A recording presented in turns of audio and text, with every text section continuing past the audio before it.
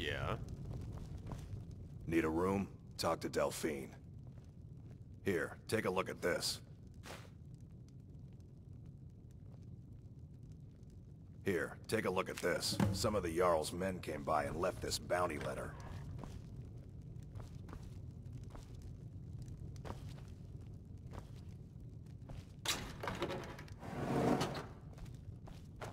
Until next time.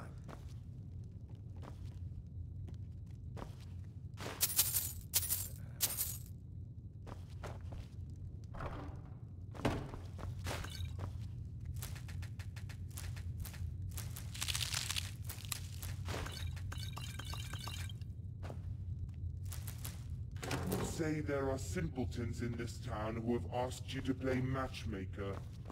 Kill the woman and show the men the consequences of hesitation.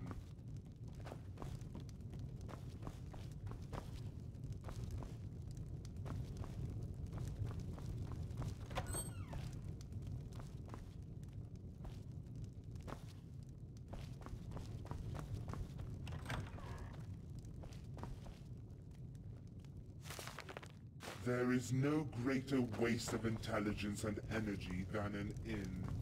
The wise master time. They do not let it slip away in an inebriated stupor.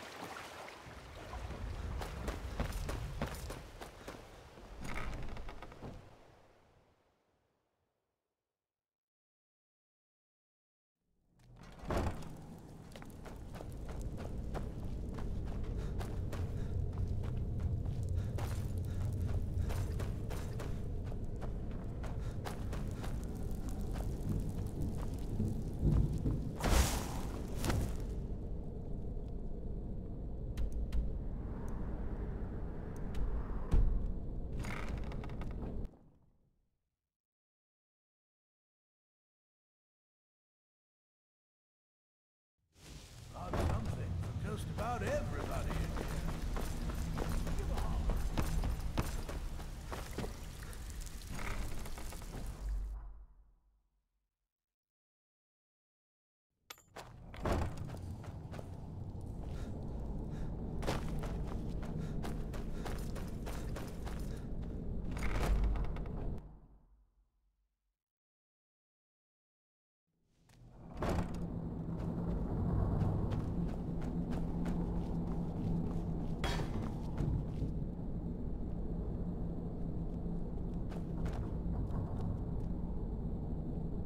I finally understand what it all means.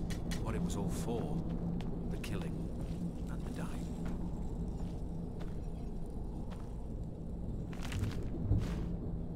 Inkpot, stone, bucket, book, knife.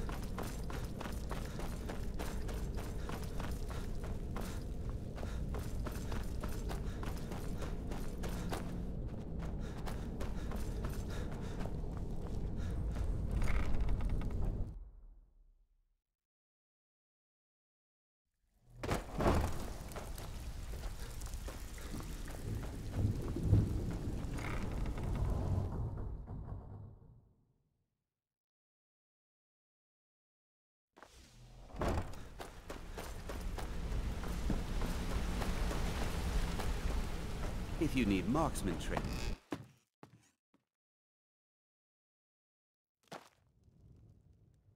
What's on your mind?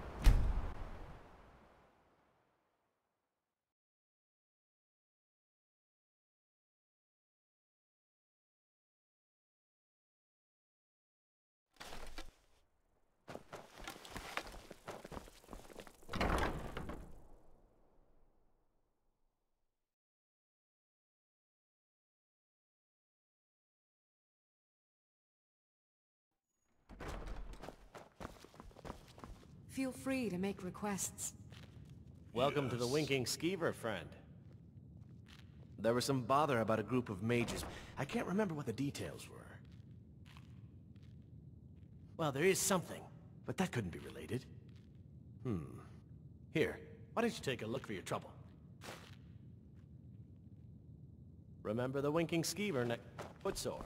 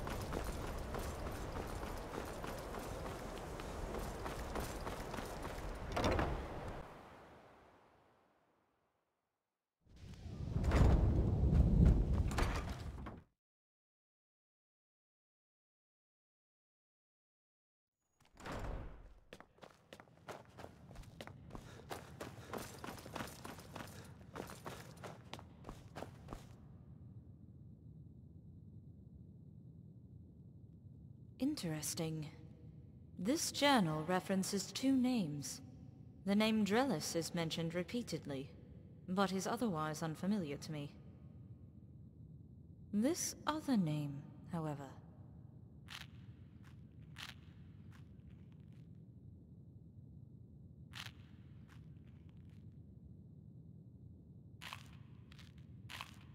That won't be necessary. While the majority of the journal is unclear, the name Nellis alone speaks volumes. It appears the Radiant Dark has come to Skyrim.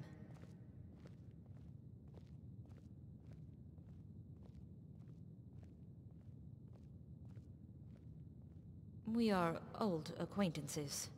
Or rather, he was well acquainted with my father, ᵯᴑᴆᴆᴇᴆ. They were childhood friends.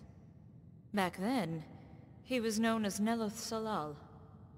Yet I knew him as Master Nellis, a professor at the Arcane University in Cyrodiil.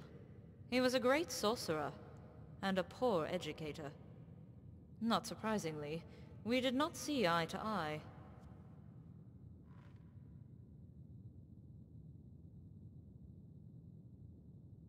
Perhaps. This is why it is all the more imperative I maintain my distance and direct you from afar. I must ensure that my mind is clear.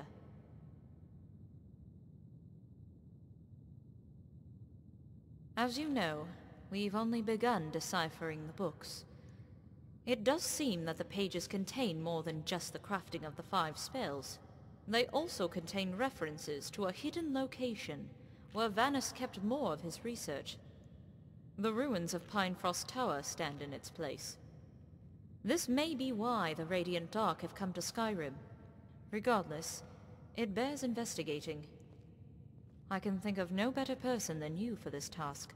In the meantime, I will be here, working on deciphering the pages, and perhaps create working tomes of Vanus's spells. I fear we may need to make use of them in the near future. What little I know is this. I spent nearly a decade with Nellis, and not once did I meet the Dunmer my father spoke of, from those days in Tel Brenora. ᵯᴑᴆᴆᴆᴇᴆ was a bright, jovial, and creative elf, who thought beyond the boundaries of what lay in the common spell tome. And no sooner did he make those discoveries, that he shared them with his closest confidant. My father claimed he would not be half the mage he was, if not for his friend. Yet that was a far cry from the wizard I met in Cyrodiil. The intellect remained, but little else. He was distant, single-minded, obsessed.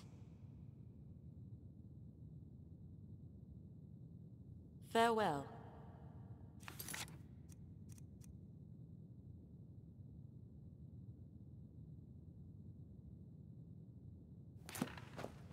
There are places where one can pursue my type of work without fear.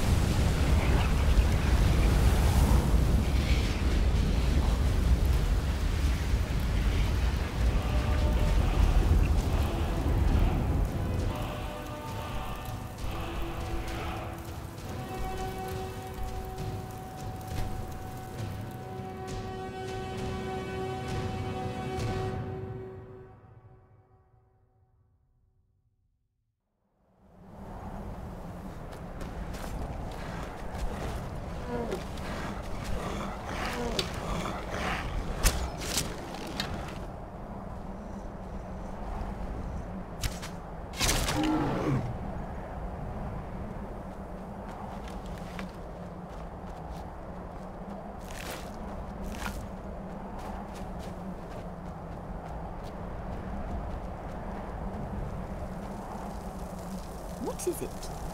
Well, it's about time. You've made Nellis wait quite a while. It was rather poor manners on your part.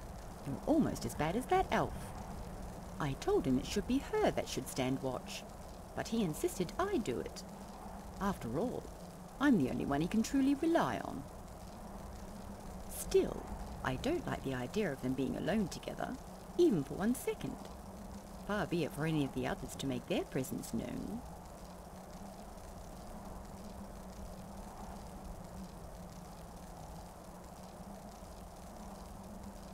Of course, the old hag is nothing but predictable. You, on the other hand, are less so. Nellis says you're the most important piece on the board. It's a lie, naturally, but he likes to keep me humble.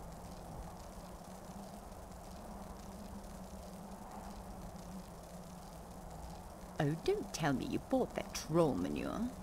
Nellis, in his infinite wisdom, placed this location in Vanis's texts.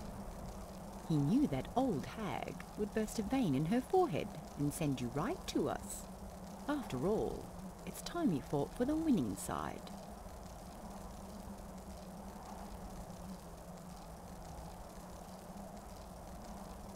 And you killed 5 of ours. Or was it 4? In any event, you don't see us whining and moaning about it. No, we recognize your value. You would be wise to do the same. Everything is happening as Nellis envisioned it. I think he planned for you to interfere with Vanis's spells. There's really no other explanation. Soon will come the passing of the long night, and with it a new dawn. That's all I'll say for now. Nellis will fill you in on the rest. You know, Jared, ᵯᴑᴆᴆᴇᴆ, and the rest of those footstools. I stopped bothering with their names after you killed most of them. For that you have my eternal gratitude. I wish the rest of them would die so easily.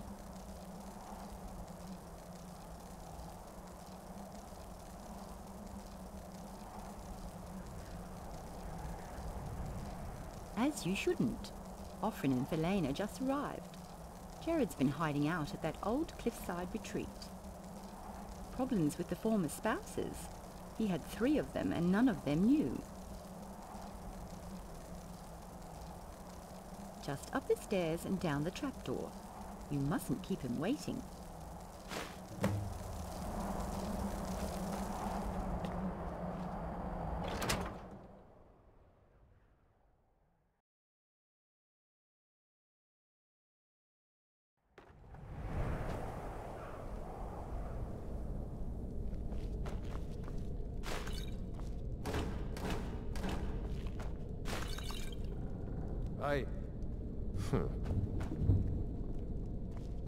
Make it quick. What can I do for you? Until next time.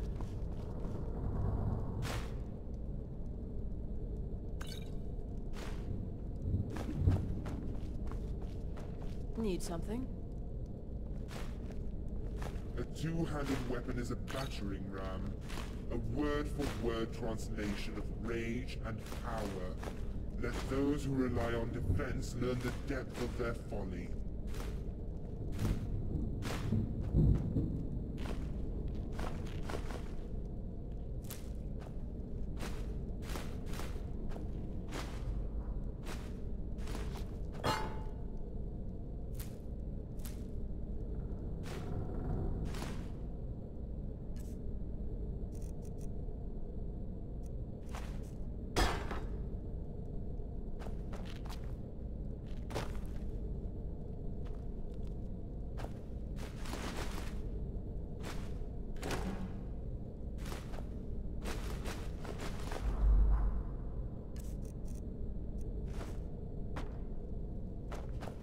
You want something from me?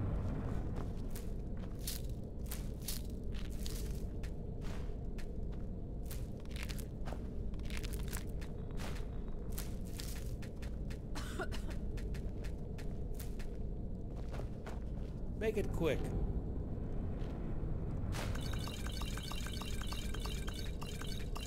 How can I help you?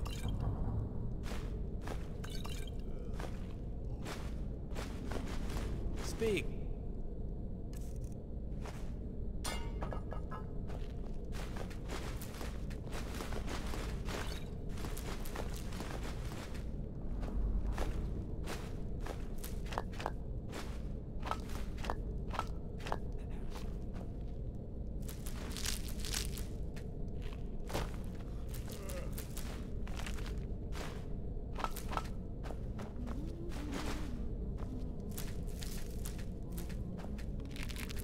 ears!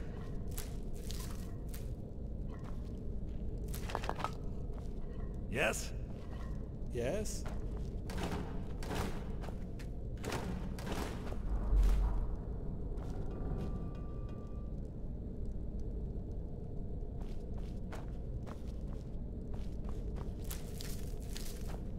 You want something from me?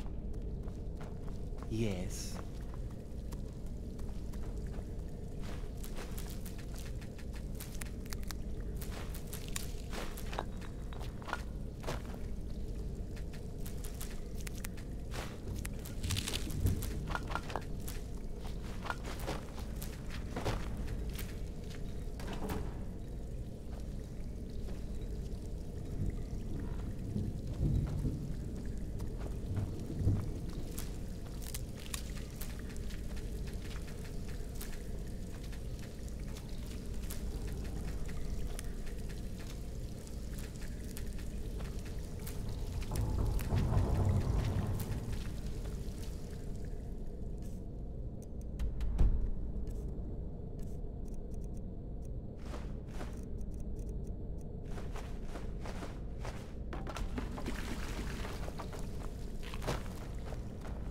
Yes, I haven't got all day. Now where did I put the tomatoes? Blast! I'll never get this done in time for dinner. Oh, it's you. This is your fault, you know. Irith was our cook, and my fiancée. So, while part of me is grateful to you for tying that loose end, Nellis has decided to make me the unofficial cook.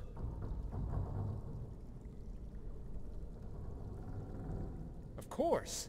Having a wife is like being afflicted with all of the world's diseases at the same time.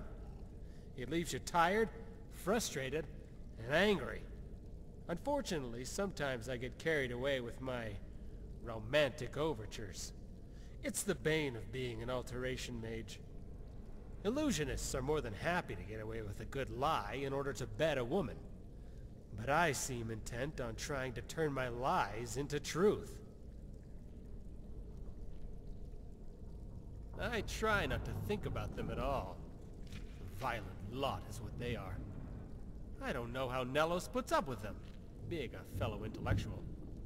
Yet, while we have different philosophies, I see the merits of his goal. There are always going to be more of them than us. That goes for all of Tamriel. Every era we have wars upon wars. The only real way to have peace is to have a single, unimpeachable power.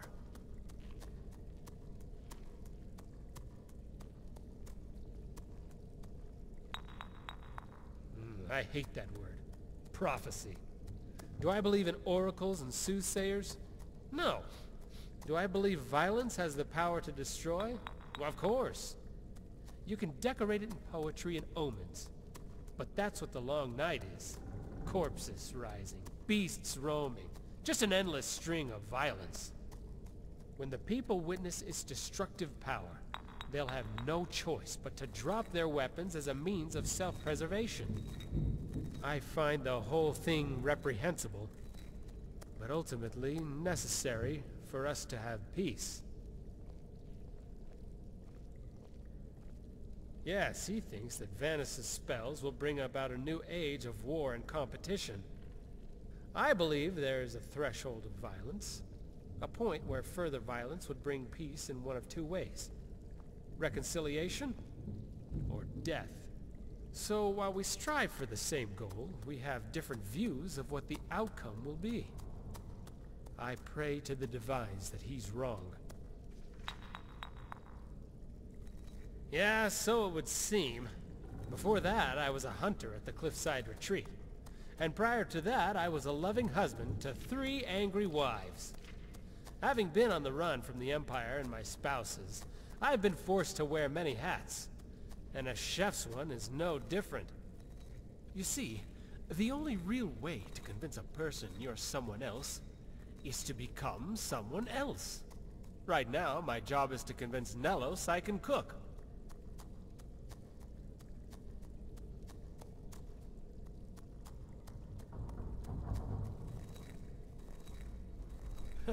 That's pretty much what Gilsey said, which says a lot about you, I'm afraid. Cooking is difficult, frustrating, and extremely tedious.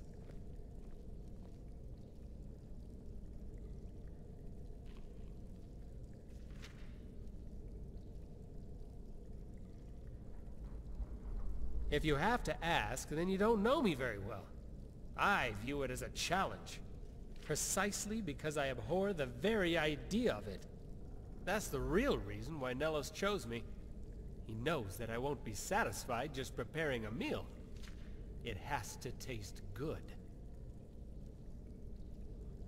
About time. Make it quick. Speak quickly.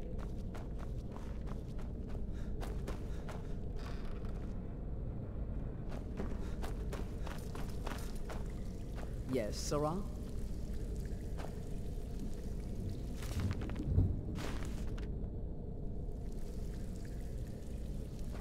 Need something? Yeah? You here to kill Nellis? Well, I hate to disappoint you, but he's not the most powerful mage here. If you want him dead, just wait. I'll take care of him for you.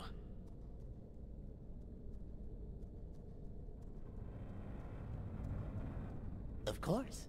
How else am I going to be leader of this guild? I could best Gerard, but what would that make me? The cook? The only way to be leader is to take down the leader. It's nothing personal against Nellis. It's just the way it is. Why? Because I am tired of jarls and politics and wealthy nobles, thanes, and barons who don't give two septims about the people. Meanwhile, the Thalmor are breathing down our necks, and the dragons are breathing on them. But do the jarls care? No, they're up on their thrones, eating pies and lathering their stomachs with gravy. I just want to make a difference. And the only way to do that is with power.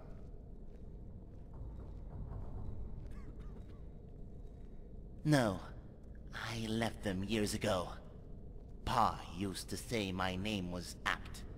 Always off and running. He's a great man. He's the one who first taught me power was something that could change worlds. He just never thought I had it. Didn't want to baby me like my sister, me being his only true blood son. Either way, I'm going to prove I'm every bit as strong as him. And when I change this world, the first thing I'm going to do is give Pa a hug and say, "Hey, I forgive you." In a word, power. Untapped, unlimited power. I don't care what Felina and Phineas say. I have no doubt Varnus' spells are the ones we've been waiting for. I bet that there's a destruction spell that would blow up the Jarl's Keep. 2 keeps, in fact. No, all of Solitude.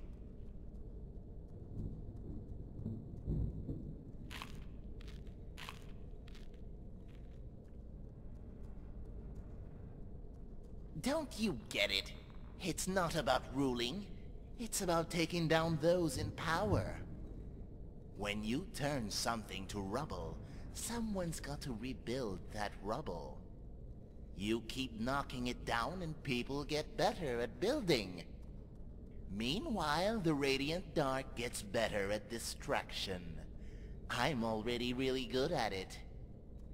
That's what Nellis doesn't understand. There is no need to build and rebuild. When I rebuild it, it's gonna be perfect. Oh, I don't know. Just about everything. Look, I know Nellis's heart is in the right place. He wants to push the limits of magic. Better magic means a better world, My point is, instead of leaving it all to chance, why not make the better world yourself? With Varnus's spells, I could be Emperor and shape the land as I see fit.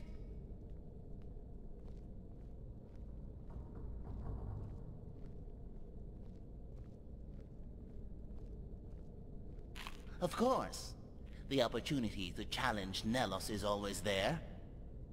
You can't be a child of destiny if you can't even best your own acolytes. What he doesn't know is, my destiny is even bigger than his. It's just unfortunate his had to get trampled in my path.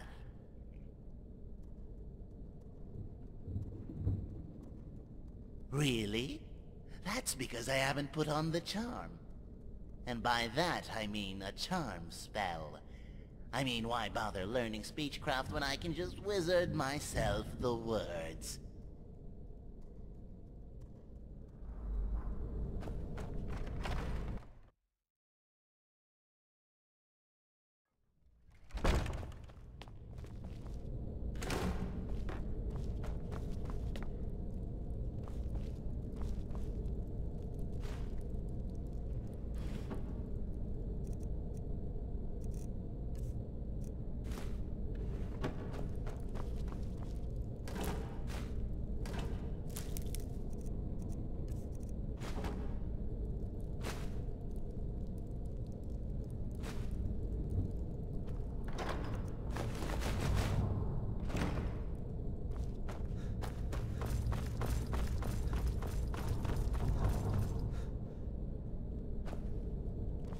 Danger approaches. I will purify their sins and their bodies of time.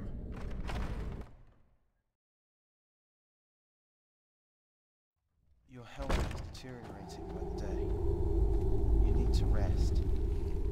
Your concern is noted, but you know as well as I do that there is no place I can. But Master Nellis... Enough. I will hear no more of this in front of our guest. Go on in. He's waiting for you. Take your time. It's a privilege to speak with Nellis alone. And the second moon rose to take its throne beside the first. And together they eclipsed the sun, and the night reigned forevermore. Still, there will come a dawn, Dragonborn, as there always has, since the beginning of time. But enough about prophecies. Welcome.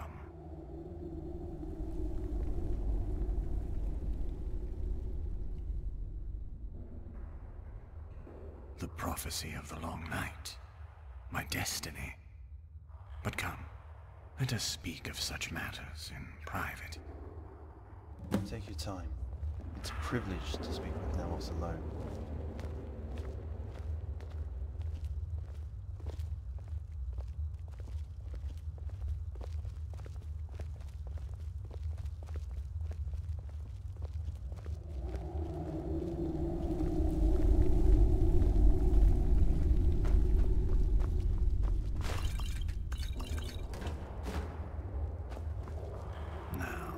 You must have questions.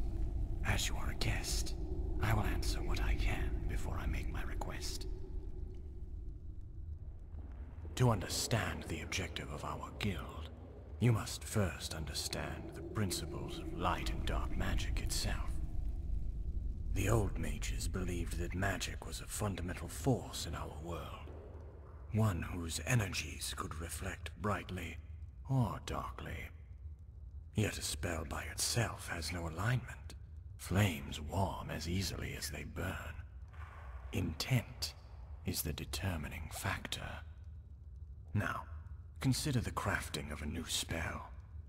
Do the same rules apply? Should we condemn those who research magic based on their intent? Should breakthrough restoration research be suspended if the mage intends to use it for torture? Darkness may rule the day, but tomorrow, such a spell could help thousands of sick and wounded. good or evil, light or dark. Intent only concerns itself with the immediate, when such consequences are as fleeting as tears in the rain. The Radiant Dark does not care about intent. It is a guild founded on the principle of advancement, progress, power.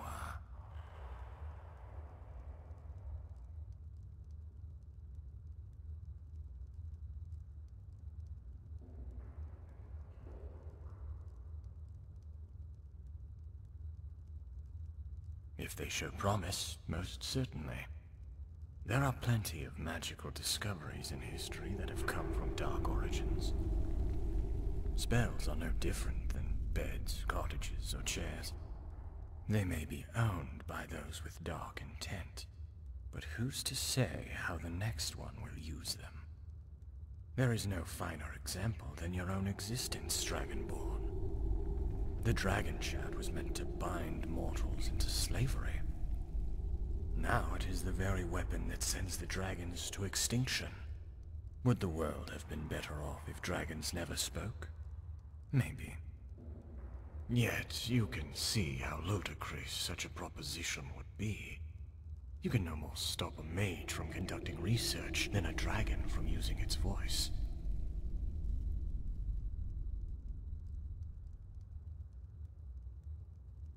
I apologize that you had to witness that. Vinius worries about my health. It is not enough that the light eats away at my soul.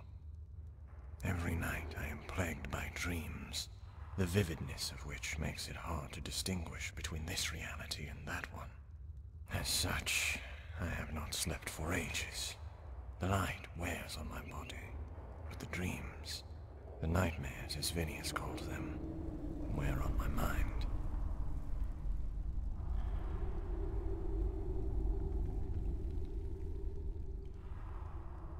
Not affecting, guiding. Since I was a child, this has been my destiny. My dreams have only been preparing me for the worst of it. It began when I was a child, living in the canal works of Vivek City, and followed me to ToughGamingGuy. I dreamt of the twin moons devouring the sun to flood the land in an endless night.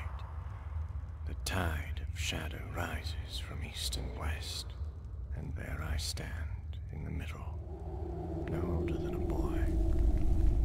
I look to the south, to the sun, where only a thin hourglass of light remains.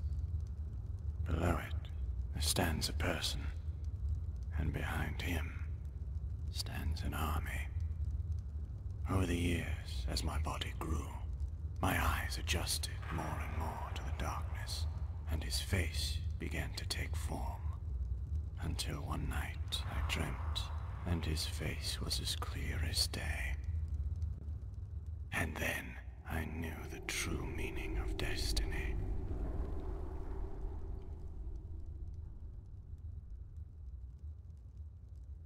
Yes, it is a weakness of mine. As the night of reckoning approaches, I seem to grow more and more weary of the light. In my youth, I used to couch myself beside fires like this, watching the dance of flames as they guided me off to sleep. As time passed, the light seemed to sap my very strength, and I felt more at ease in the darkness. Still, I can't help but find myself driven to old habits. I come here every night to read, to bask, or merely to sit, despite Vinius's protests.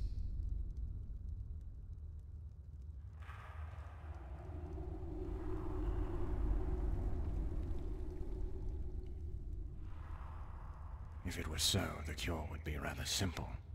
Unfortunately, I have exhausted all avenues in terms of the Nightwalker's disease. Although Vinius has not given up hope that there may be some connection. He is nothing if not stubborn. But the Imperial means well. He fashions himself my steward, when I have insisted from the beginning that there are no titles in this guild. Status comes from power. Here, there are no aging Jarls clinging to a throne that they are not equipped for. Was he a friend? If so, then nothing I will say will make amends. Nor should I have to.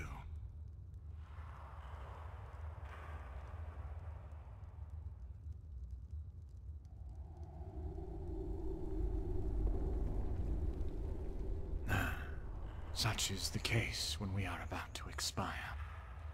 We say all the things we couldn't when we knew we could say them tomorrow.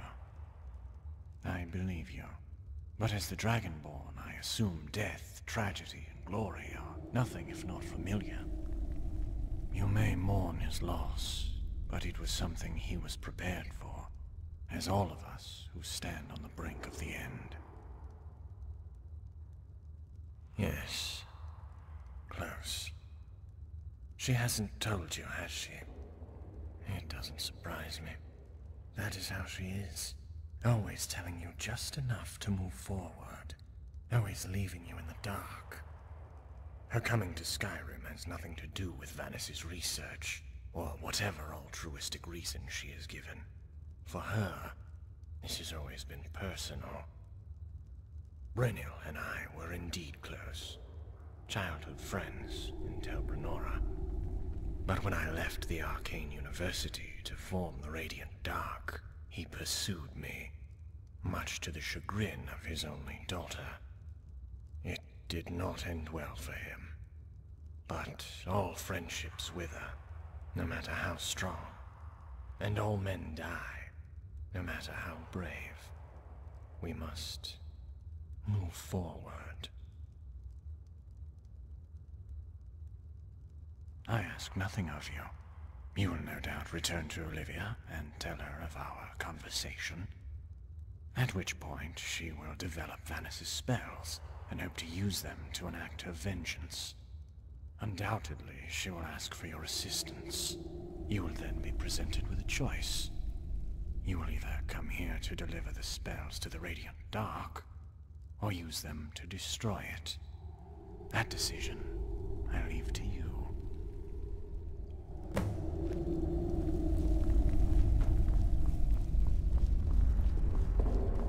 Need something? Greetings. I trust your meeting with Master Nellis went well. Good. I hope. Master Nellis is a wellspring of wisdom. You would do well to listen to him. My name is Vinius, by the way. You can think of me as a steward, not just of the hall, but of the prophecy of the Long Night. Many of the acolytes come to me for questions regarding its meaning. I do my best to answer what I can.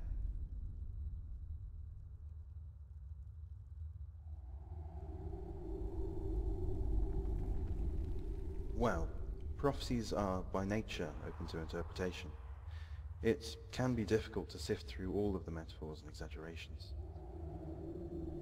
It's my job as a scholar to narrow down what's real and guide Nellis forward. I can do the same for you if you wish.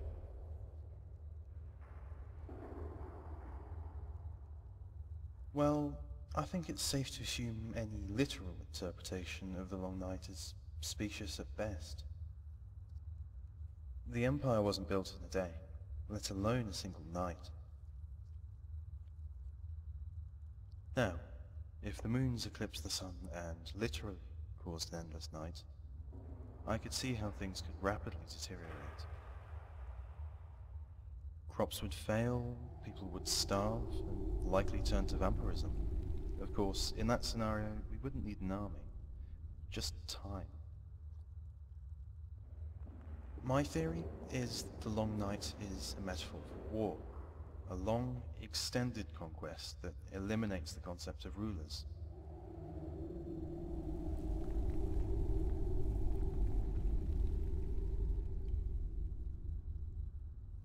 I was working as an archivist at the Arcane University when Nellis first approached me. He wanted to know if there were any texts on cross-cultural prophecies, specifically the one of the Long Night. As it so happens, I told him, there was one book that compiled all of the history regarding the prophecy. It was replete with information, history, and analysis. In short, it sought to determine whether the prophecy itself had any basis in reality. He asked me if he could see the book. I told him he could. As soon as I was finished writing it.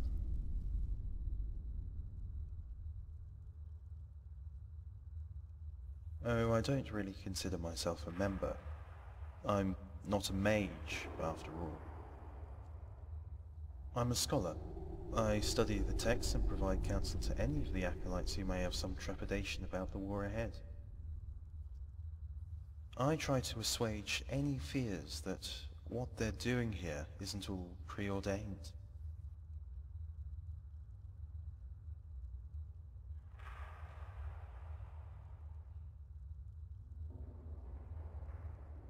Oh, I understand. You're a doubter. Well, I'll tell you what I tell the rest. Think of a prophecy as a jigsaw puzzle, and every day is a puzzle piece. Now, if the pieces form a different picture than the one in the prophecy, you'd know right away. But so far, everything Master Nellis has achieved has gone according to the form.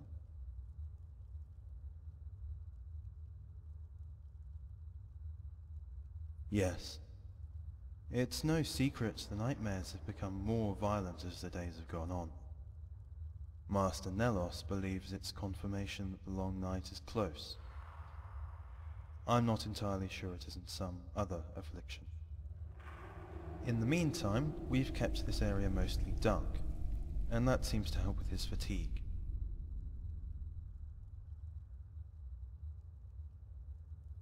No, they are, but there isn't really much to do. Gilsey's probably the only one we had to forcibly remove by having her stand watch. I stop by every now and then to see how Master Nellis is faring. Elderwin hangs around as well, because she's just creepy that way.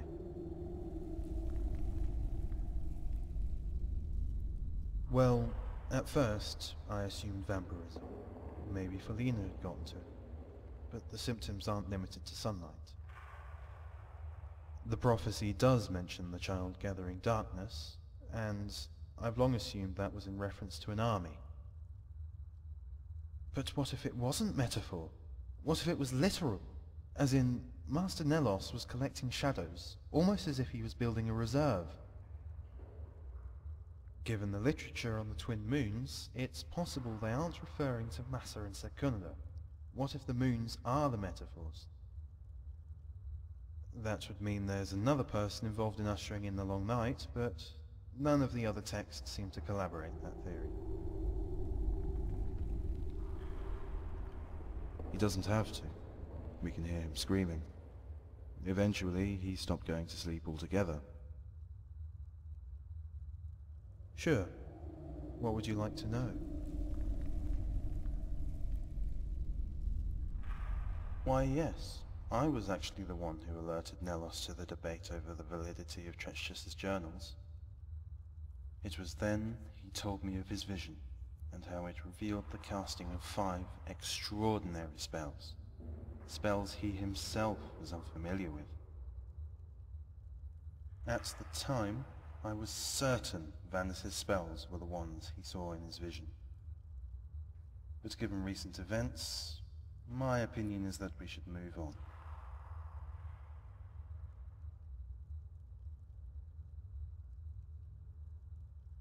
Oh, no, you misunderstand me. It's not that.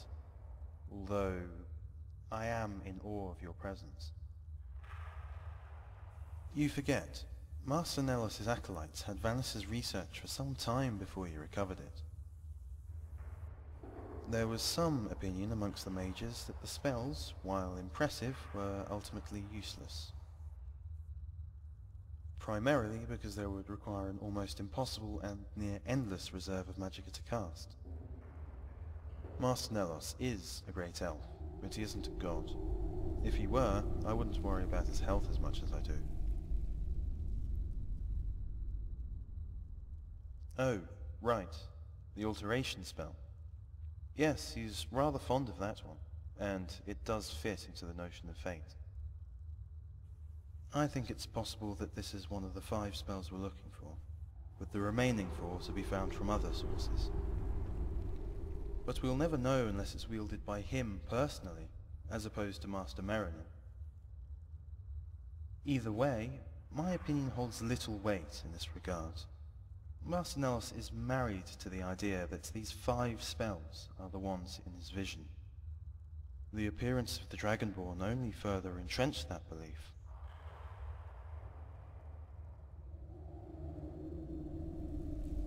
True, since I'm an expert on the prophecy of the Long Night, it does sort of help in that regard. But if my aim were to sell books, I probably would want Master Nellis to fail. No one's going to want to read about the Long Night if it's happening outside their window.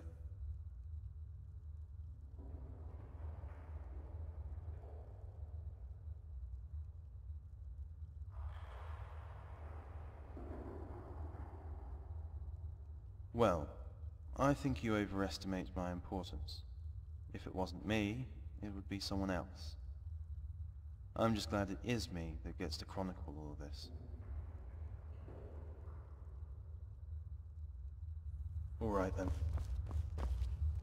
So you're the one, huh? Somehow I thought you'd be taller.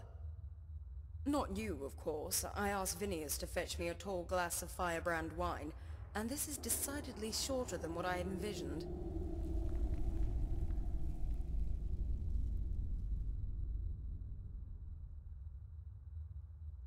Well, I'll let you in on a little secret. I'm sort of a demon, a dark spirit, a monster. But the most important thing you should know is, I seem to be all out of wine. Vinius assured me such a travesty would not happen again. Would you mind fetching a bottle for me? Alto wine? Excellent. You are now by far my favorite person here.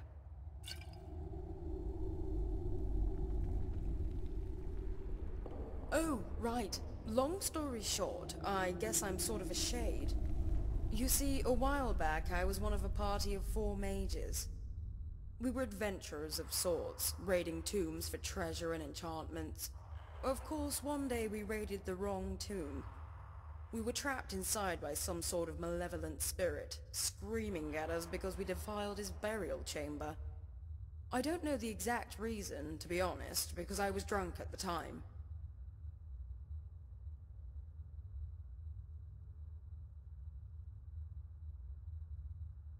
Well, have you been inside an old ruin? Or any ruin for that matter? They're so dull. Gods protect the sort of person who can raid them sober. In any case, I do remember Einar trying to reason with it, and Sarasa trying to stab at the ghostly visage. I also remember the velvet lachance I was drinking had a bit too much nightshade. Ultimately, it was Razan who decided to try bargaining with the ghost instead. In exchange for our freedom, we would offer our lives. So, the 4 of us, 5 if you count the shade, made a pact. When at least 3 of us died, we would pledge our souls to it. The last one alive being the vessel. And here I am. Or rather, here we are.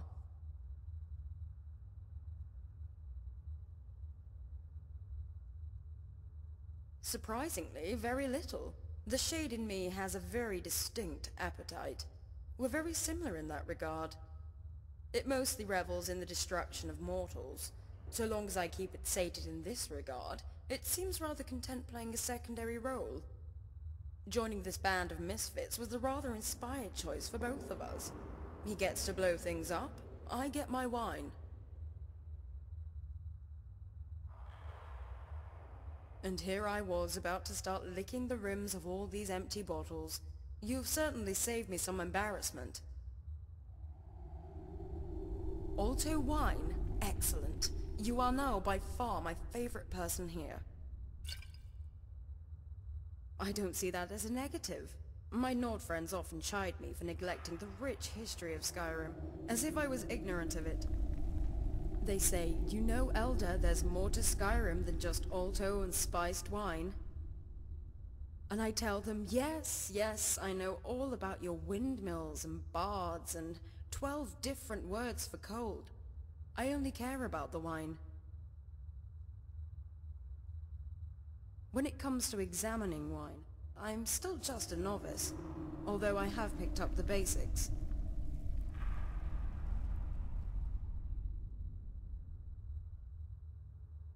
Well, supposedly the color can tell you the wine's provenance, as well as the conditions it was developed in, serving as an indicator of how it will taste.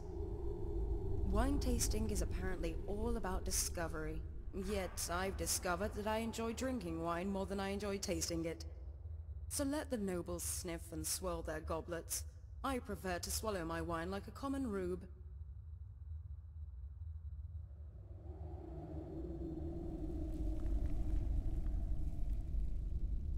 Yes, but there's still that extra step between me and what I want. It seems almost redundant too, like washing your hands before taking a bath. Why yes, while I still don't sniff wines, I've gotten better at identifying them by smell. After I've drank them, of course. For instance, that empty bottle by my foot was a vintage Julianos Firebelly. Next to it are 2 wines made with juniper berries. Under the table we have your standard Alto. On it is a Frost Dew Blanc. And this? This appears to be a fork. I'm not sure how that got there. That's hard to say. I'm partial to fire, so that would imply I like the firebrand the best. But I'm also partial to being drunk, so I guess I like them all. Although I will say my current favorite is this lovely Argonian blood wine Vinius had shipped in from, we'll say, Blackmarsh. Yes, and the funny thing is I hadn't really tasted it until the 10th bottle. Too much gulping, not enough sipping. I have to remember to slow down to savor the ingredients. I've also decided to keep a list of the flavors I've tasted.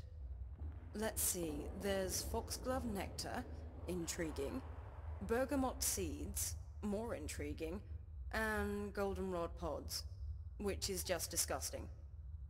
Oh, and look, it also lets you breathe underwater.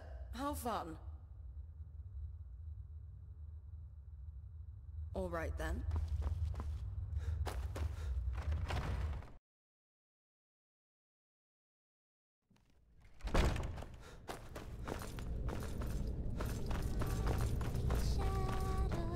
Shadow eats the light. Everyone will die when we bring the long night. La la, la la la la la la la la. Sweetroll, do you believe in prophecies? Not sure yourself, huh? I believe you just have to be patient. It's like torture. You cut, and you cut, and then you cut some more, and each cut brings you closer and closer to that glorious death. But the first cut is just as important as the last. That's what fantasy spells are, Sweetroll. The very first cut.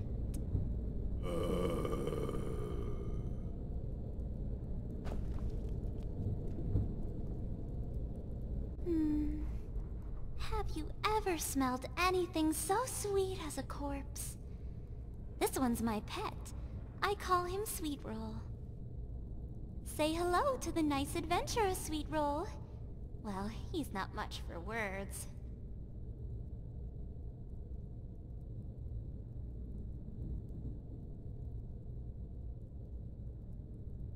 Oh, how nice! The two of you are getting along splendidly. Sweetroll doesn't have many friends in the guild. He tends to want to hurt them.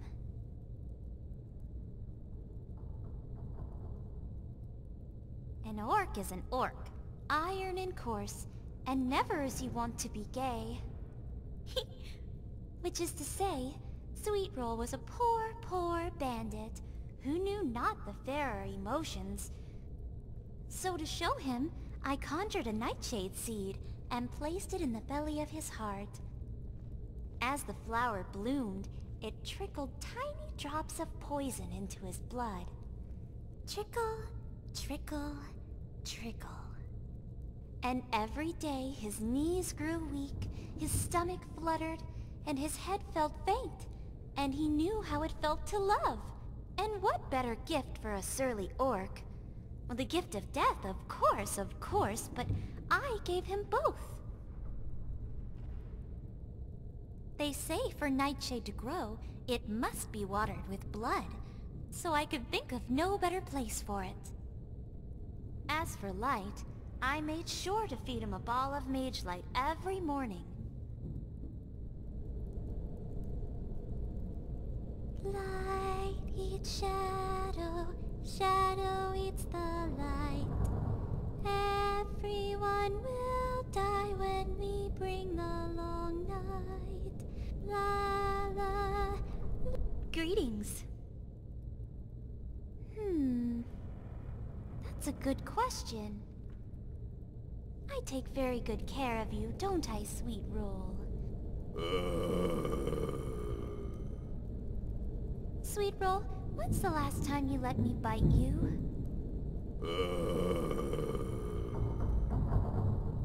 He's not sure. Oh, won't you die for me? You know you want to. Nothing useful, yet. I'm still learning the craft.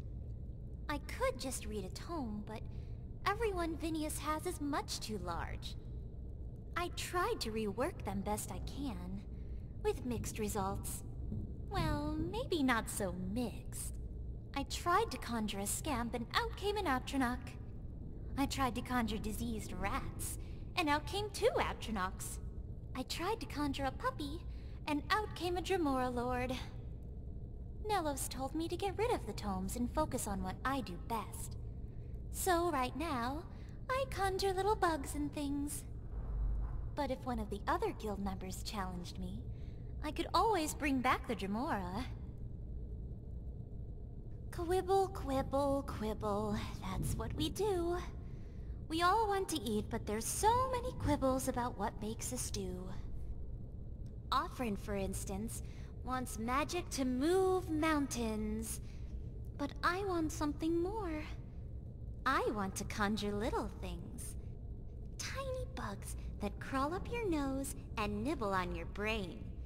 Things so small, you never see them coming until it's already too late. Do you see them?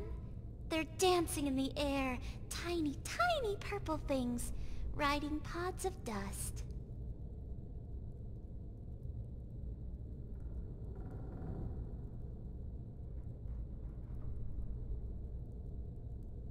Oh, you think like Sweet Roll.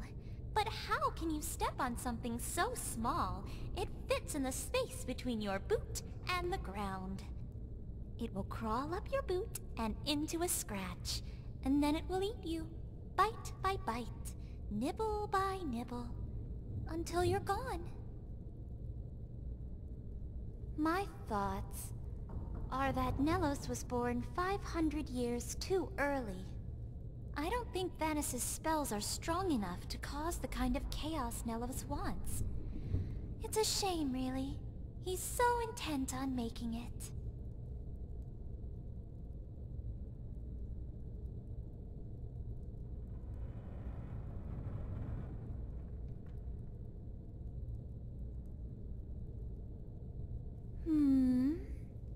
I know the answer, but do you? It depends on whether you think mortals live twice. Perhaps it's all part of a cycle.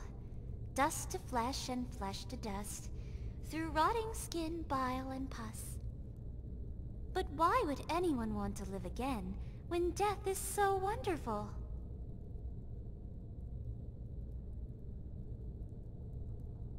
They will, in time. It's like the spider I had as a pet. When I found it, I couldn't help but cut off one of its legs. It stumbled around for a bit, but it learned to walk with a limp. Then I took another one. Eventually, poor Frosty couldn't walk at all. But it wasn't until I took the last leg that it lost the will to move. Until the dawn arrives.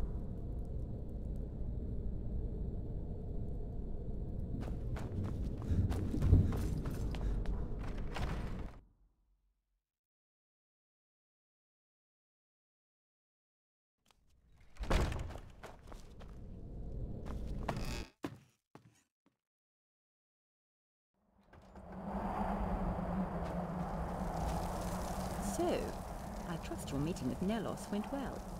How many times did he mention me? 7? 8?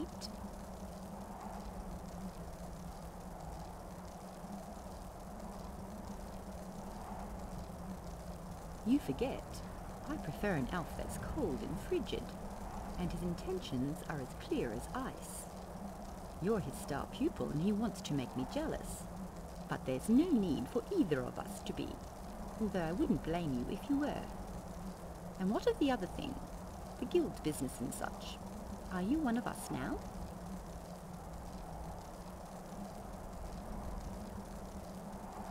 Then obviously you're a fool. Luckily Winterhold is on the other side of Skyrim, so you have a week's journey to reconsider your foolishness.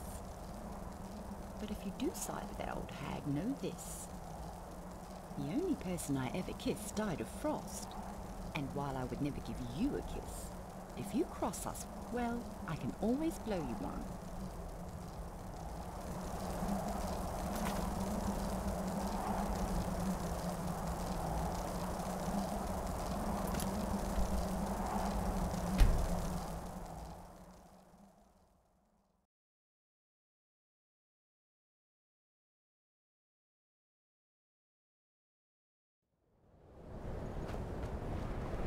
Azura's wisdom to you, friend. May the gods watch over your battles, friend. There is room in my court for a new Thane. It's an honorary title, mainly, but there are a few perks someone like you could make use of. However, I could only grant the title to someone who is known throughout my hold. You help my people, and I'll make you my Thane. Good luck to you. Then by my right as Jarl, I name you Thane of Winterhold. I grant you this weapon from the armory to serve as your badge of office. I'll also notify the guards of your new title. Wouldn't want them to think you're part of the common rabble now. Aye.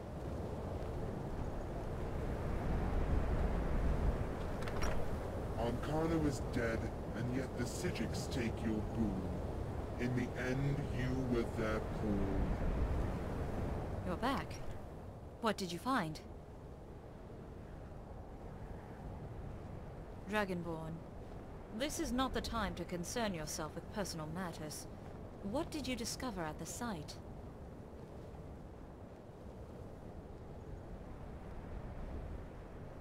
Then I apologize for putting you in such danger. Yet you are here, safe and alive. No doubt as Nellis intended. However, his arrogance blinds him if he thinks you can be turned. What information did you glean from this visit?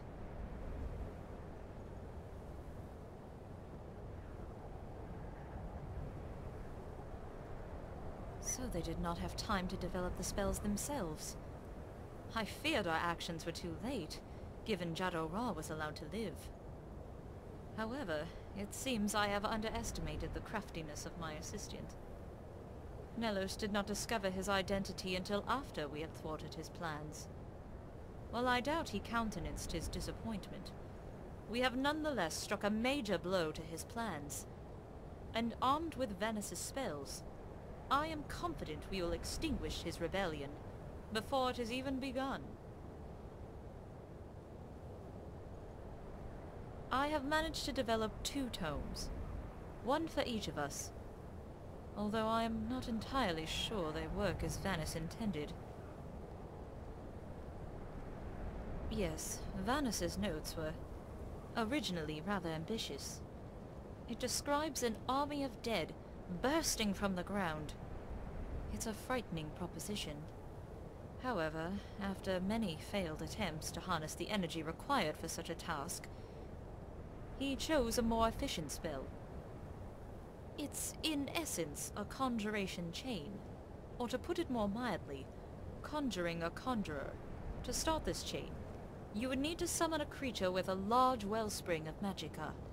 This creature would conjure servants, who would then conjure lesser beings, effectively creating an army without draining your own magicka reserve. That is what this spell tome is. The knowledge to summon a dragon priest.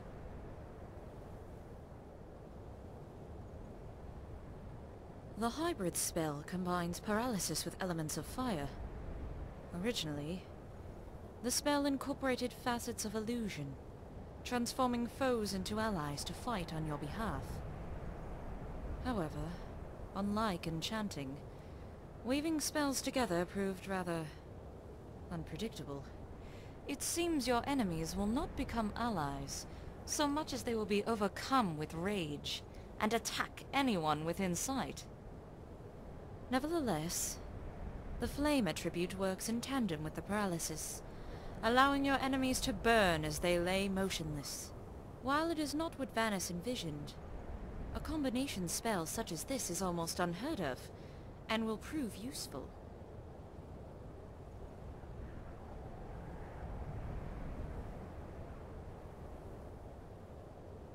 Yes, however, it's... to start this creep, that is what this spell tome is. A good choice. It requires a surplus of magicka to cast it, but it will linger for a substantial period of time. We cannot afford to waste this opportunity. We have a distinct advantage with Vanis's spells, but their numbers would overwhelm us. To put it simply, we need to increase our numbers. However, considering the number of incidents that have happened at this college, it would be irresponsible. Too many students have been lost due to negligence. I will not tolerate another. This means that I, too, must join this fight. Yet it will not be us alone. I have spoken with Nelika, and another experienced mage. Both have agreed to join us in our efforts.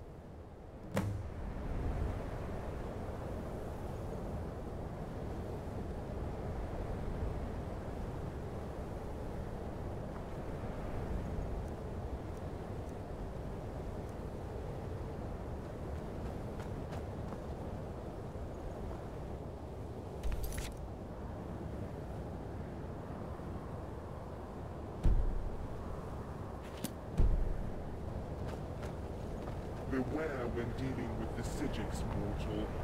They are reclusive for a reason. The old ways may not align with your morality.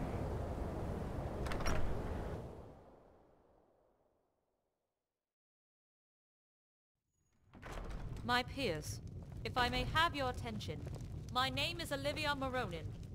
I am a former instructor at the Arcane University in Cyrodiil. For the better part of my life, while others have toiled in personal research, I have devoted myself to the development of students. Had I chosen to do otherwise, I may have made new discoveries. I could have achieved some personal acclaim. Yet I do not regret a single day. However, for the past 10 years, I have devoted my life to a different task. To bringing justice to the mage who killed my father. I am now arriving at the end of this pursuit. It is all thanks to the one who stands beside me. The one you know as the Dragonborn. I will not lie. The mage we face is one of the most dangerous I have ever known. Yet it is for that reason that he cannot be allowed to succeed. Still, I would be remiss if I said this was merely an act of duty. For all of you who have volunteered your service, at great personal risk, for your sacrifice, I am forever grateful. Thank you. Nellis, I don't know how many people he must have killed. If we don't do something, innocent lives will die. This is my chance to make things right, friend. Acknowledged. The Radiant Dark. Their philosophy is flawed. Excellent. The four of us will depart for Pinefrost Tower at once. Dragonborn, I trust you know the way. This is my chance to make things right, friend. Hail, Dragonborn. My name is Helsig. I am pleased to make your acquaintance. Olivia tells me we are to extinguish the Radiant Dark. This pleases me. Nothing. It is one particular member with whom I seek quarrel. My brother, Offrin. Correct. We are siblings by name, not by blood. It matters not either way. I seek his death.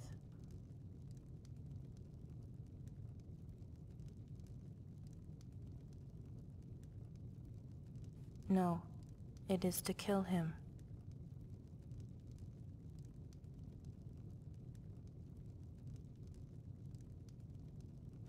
Your concern is noted, but unnecessary. Offrin is dead. We had the funeral. We mourned for 7 days. Mother was informed. Then Father told the kitchen knife story. We were all moved.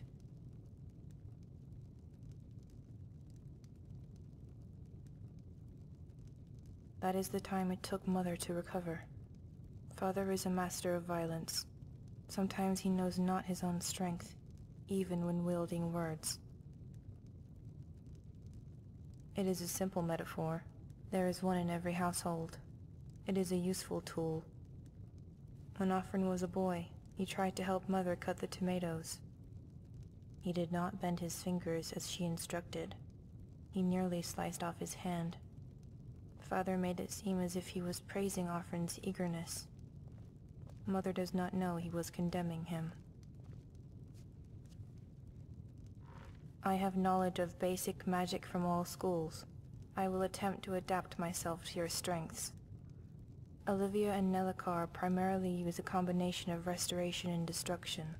Normally this would call for support magic. However, Vanis's paralysis spell may prove support enough. It will be interesting to evaluate its efficacy. No. Before she came north, she was south. She sought my father. He is a difficult man to reach.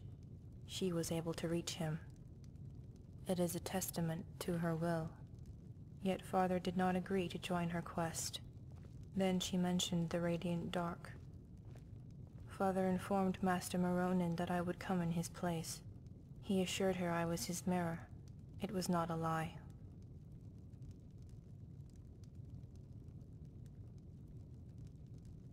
A mirror of Father's philosophy. Violence requires wisdom. This will serve as a test to prove I am worthy. Father is old. He would like to leave his legacy to an heir. He will not do so out of sentiment. It will die with him if I am not worthy. Father believes I am wise. He commends me for choosing my words carefully. This test will prove I am strong.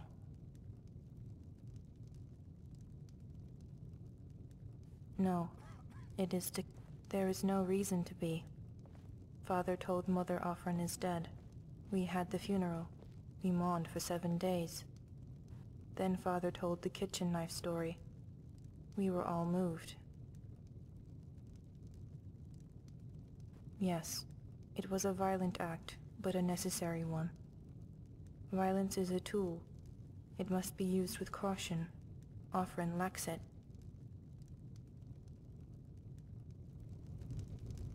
Need something? Yes?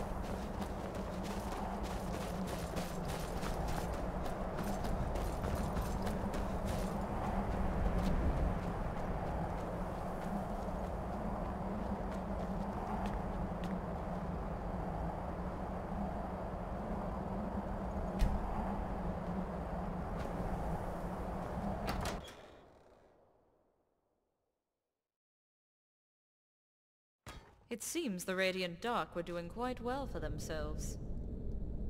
No doubt this tableau of riches is designed to soften unwitting mages, whether they be friend or foe. Come, let us keep moving.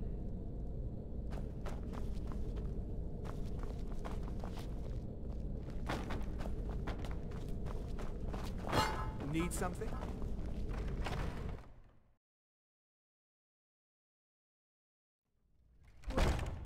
It looks like Nellis was wrong about the Dragonborn. He's wrong about a lot of things. Luckily, I'm around to fix his mistakes. But those days are over. We'll keep Vanus's spells for ourselves. And when I'm Emperor, I'll make sure the rest of you get a place in my court. Sister, what are you doing here? Huh? You're with them. Why? What's the meaning of this? I am sorry, brother, but you should not be talking. You are a corpse. A corpse? Then, Father... No! I refuse to believe it! You're not even his blood! The corpse continues to speak. I must rectify that. Wait!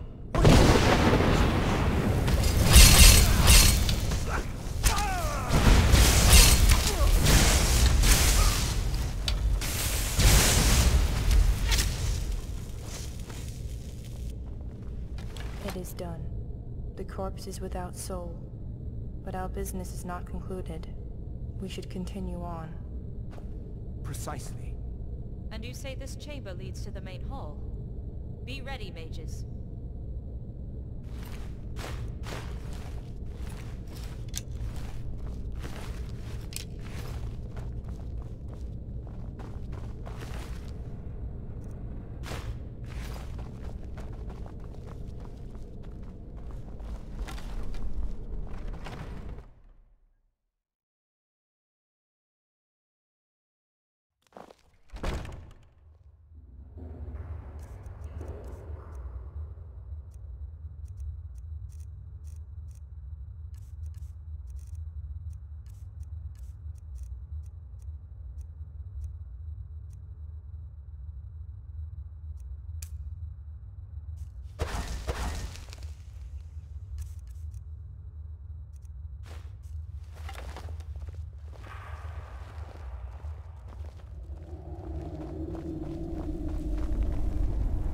Nellis, it is time for you to answer for your crimes.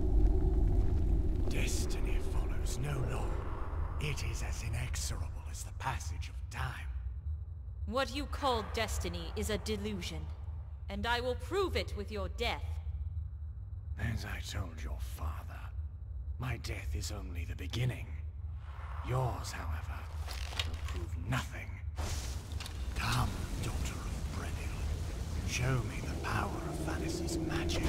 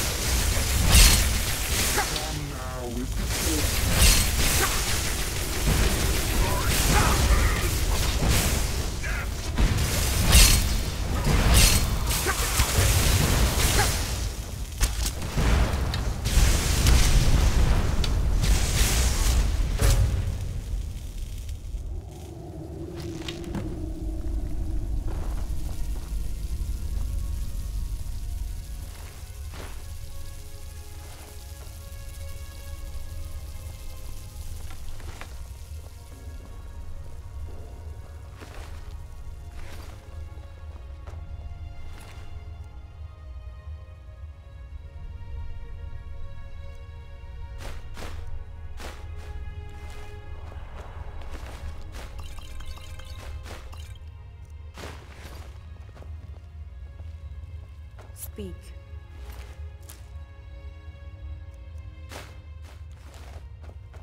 Yes?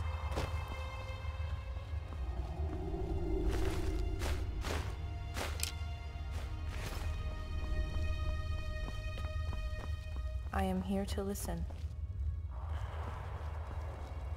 Speak. This is my chance to make things right, friend. It's finally over. And I owe you my thanks. With the Radiant Dark finished, many of us will rest easy tonight. Living and dead.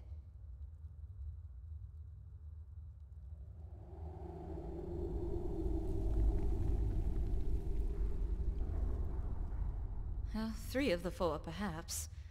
My work is not yet complete, however. Nellis may be dead, but his ideals, research, and influence remain. If those are allowed to persist, then all is for naught. We are always teaching the next generation. Our voice must be an echo, or it will die like a whisper. That is the measure of true progress. In any event, we must make sure this area is clear. I will head over to the East Wing. You head over to the entrance. We will meet back here. We've done it. Praise to you, champion. I'm just doing my duty. Speak.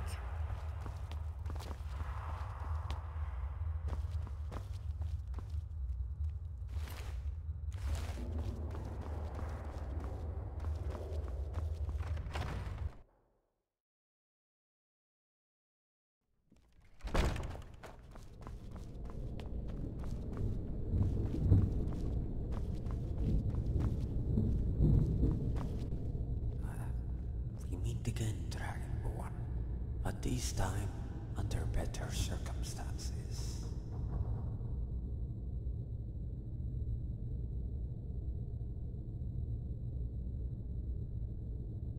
Yes, I'm happy to say that I am alive and well. I mean, just well. Old habits, you know. It's a strange place, the other side, yet exciting. Like when Master Merrin took me to the university all those years ago.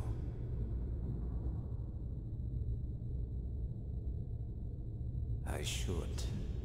But would you believe me if I said I'm frightened she would scold me? Your presence is distracting me, she'd say. We could talk later. There's still important work to be done. She would be right. But I thought maybe you would not be so angry to see a friendly face.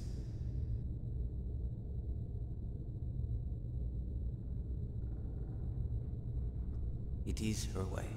I have watched Master Merrin instruct many a young student. She is harsh to begin with, if only to disarm them. Then she is kinder, just when it is needed. In this way, she can be comforting without ever having to be gentle. But take heed. If you think her stands warm, the old firebrand will rise once more to burn you. Oh yes, did you by chance deliver the message?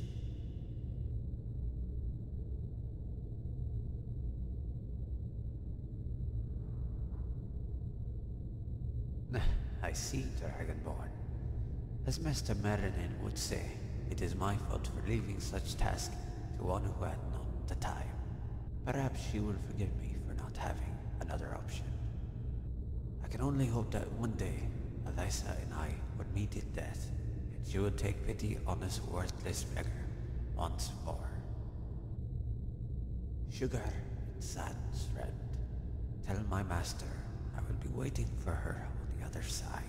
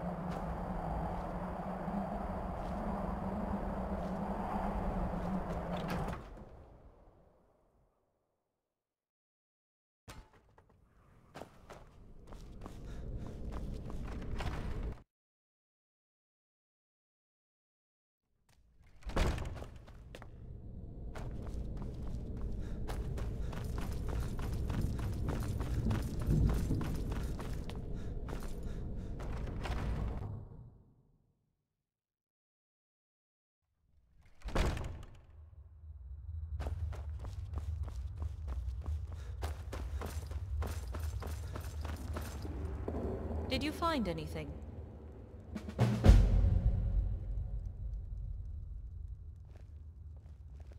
A sentimental fool.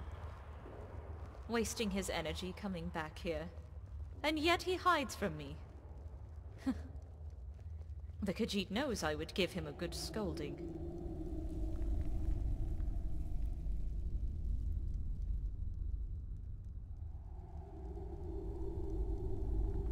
Yes.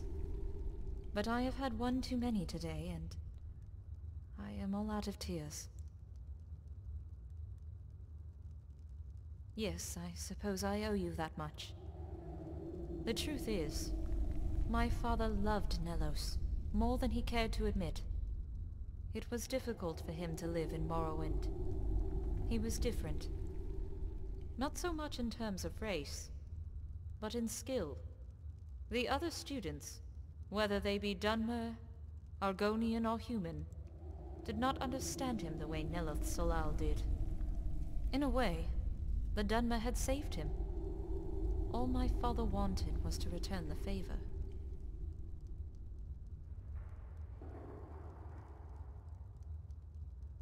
That is a hard question. Nellis had long been under the impression that he was chosen for something greater. As to why, well, you would know better than I. At first, I assumed it was merely an excuse to avoid instructing some of the lesser apprentices. Over time, it was evident that he believed in this delusional prophecy he calls the Long Night. And it is far easier to commit heinous acts when you believe they have a higher purpose. However, thanks to your diligence, he will commit them no more. I will stay here and see if I can discover if there are any other members of the Radiant Dark in other parts of Tamriel. It's unlikely there are many, given Nellis's distaste for those who lack strength. Yet that also means that anyone who was chosen will prove to be formidable.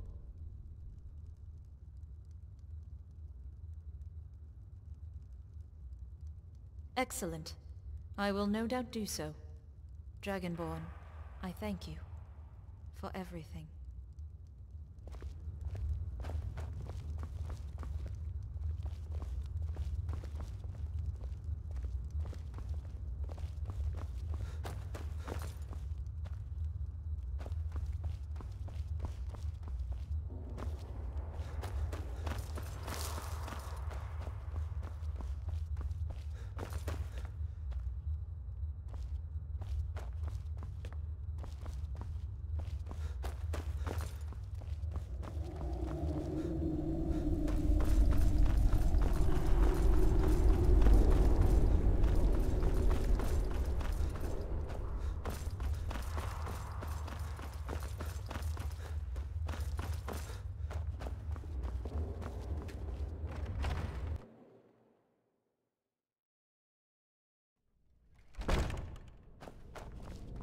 Greetings, Archmage.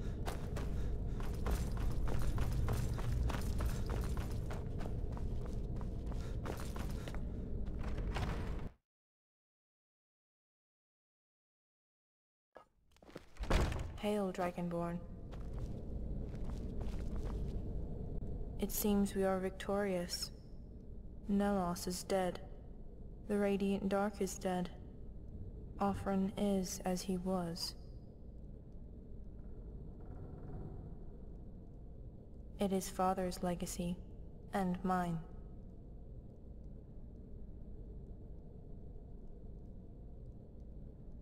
A practitioner of the Thu'um.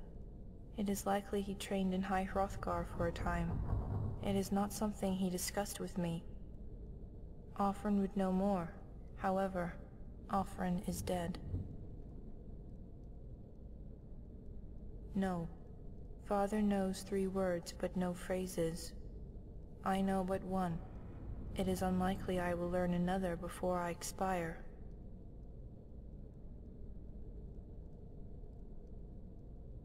I will not. It is not wise to use the Thu'um recklessly. Mother would not forgive me if I broke her antique silverware. I inquired whether I could stay here, Master Moronin was hesitant to accept. She worries that I would have difficulty sleeping in my brother's tomb. She does not understand it lies in a different hold. Still, the fresh air is pleasing. I would follow you if you are willing.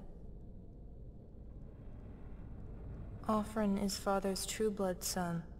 Father took me in when I was a child. That night, my first mother had taken me to North Skybound Watch. We were to leap off the summit and offer our souls to Molag Bal. We were standing by the ledge. It was windy and snowing, but Mother was calm. She kissed my forehead and promised me paradise. Then came a voice. It asked her to halt, but it was not a request.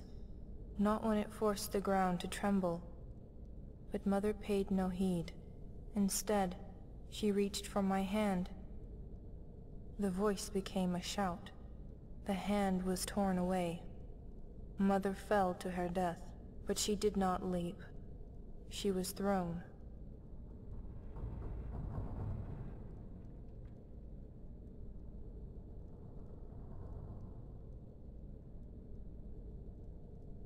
He stands on the world's shoulder, so that he may have its ear. It is not unusual that you have met. As the world revolves around dragons, it is the Dragonborn's ear he seeks. Wisdom guide you.